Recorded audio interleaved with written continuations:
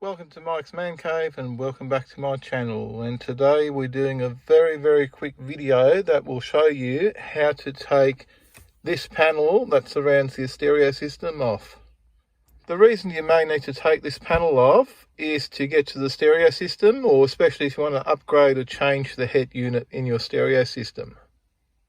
Also, if any of these buttons stop working or there's any other issues behind there, or you want to wire up some accessories, you will need to take this panel off.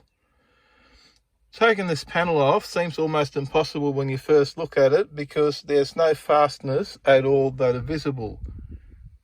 The reason for that being that there is no fasteners holding this panel on.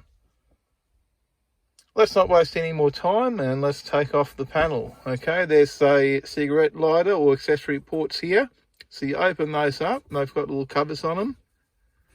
You insert 2 fingers into those ports and you pull up and back towards the gear shifter and up.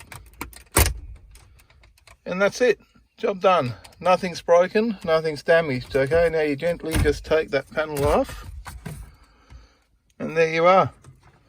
The panel's off. That easy. Okay, it is incredible how simple it is. Now, as you can see, to take the panel away completely from the car, there's little connections back here.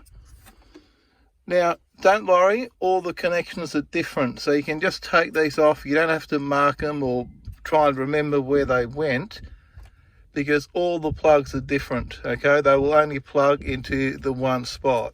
Here we are, all the plugs are disconnected. Okay, you can work that out yourself. It's not that hard. You just need to gently unplug them. Okay, this one, you need to compress it like that. Same with this one. This plug here, you compress the sides together to get it out. With this plug here, you just need to press down when you pull it out. Same with that one. These are for your cigarette lighters or accessories power, so they're both the same, so it doesn't matter which way you plug these ones back into. And as you can see, all these plugs are different, so you can't mess up by connecting them to the wrong thing. And now you've got access to your stereo system and any of your other accessory stuff that's behind that panel.